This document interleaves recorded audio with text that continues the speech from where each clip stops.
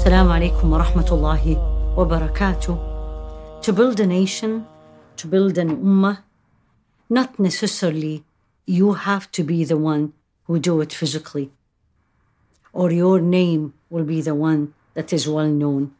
Sometimes, and in many of the instances and times, it's actually through your action, helping somebody else, the result will be the same.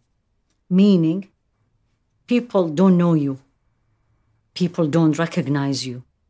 But you were an integral part of the success that someone else achieved.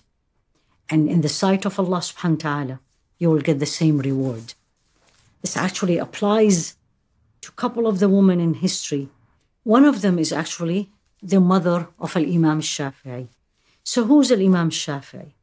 Famous scholar of Islam, and one of the founders of the fourth school of thoughts of fiqh. And he made a special contribution to the development of a new science in fiqh, which is usul al-fiqh, principles of fiqh. He was also a great scholar of knowledge, of poetry, and of lineage. So you wonder, and you always ask when you see a successful man, who was behind it? His hard work, his intelligence, maybe someone else helped. In case of Imam Shafii, the same case with Imam al-Bukhari was actually his mother. He actually grew up as an orphan, and his mother, Fatima bint Abdullah Azadiyah, she was actually from Gaza. She delivered him there, and soon after the delivery, the boy became an orphan. His father died at a very young age. So the challenges was not only she was a single mother, had a young boy, but also financially, there's a lot of constraints. She was young, she was beautiful, she could have easily get married, but she decided not to, and actually devote herself toward this young boy. He has a special gift that Allah gave him. And because he was such an intelligent boy and full of potentials to become a knowledgeable man, and she saw that in him from a young age, she devoted that she is going to support this boy, and she is going to do everything she can to get him to where she thinks he can. And the first thing she did, she moved out from Palestine, and she came to Mecca. Why is that? Because Mecca was the place where all the famous scholars lived there, and she wanted him to learn from the source. So she decided to take him to Mecca to spend time with the most famous and knowledgeable scholars. She traveled. In these harsh days, you can imagine how inconvenient circumstances were to travel, a woman single with her son, and it's not even safe was for her. But she did that because she believed in the cause, and she believed that this son will need that support, and she believed that Islamic education and make him a scholar is something very dear to her, important and needed. They were very poor, to the point she couldn't afford paying for a school, and reports say she couldn't even afford buying him a piece of paper. And one time he came to her asking her to buy him papers, and she said, I don't have it. Let's work on your memory, so you will use your memory as a paper.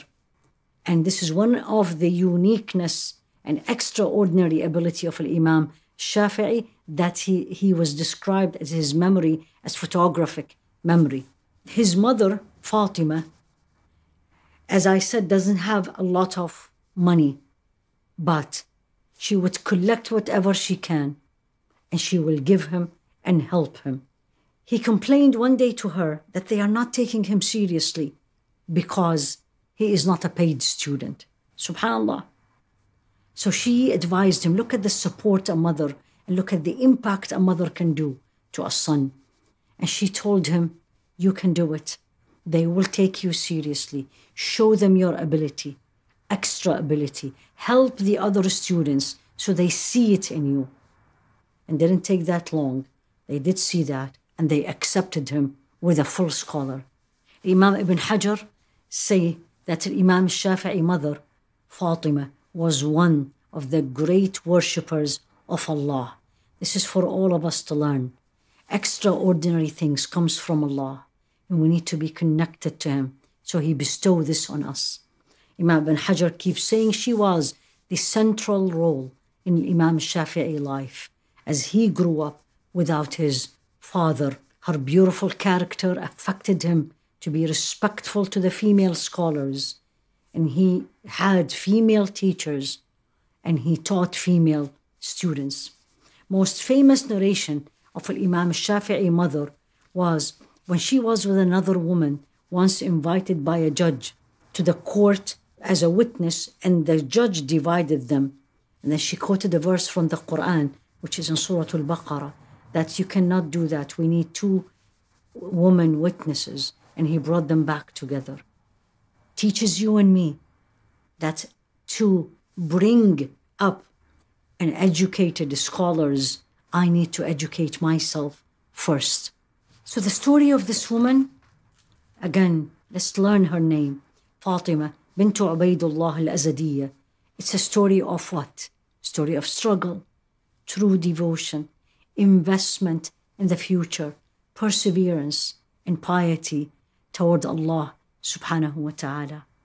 And Imam Malik was one of the teachers of Imam Shafii, and he said to him, Ya bunay, my young boy, I see that Allah subhanahu wa ta'ala have gifted you through in your heart light.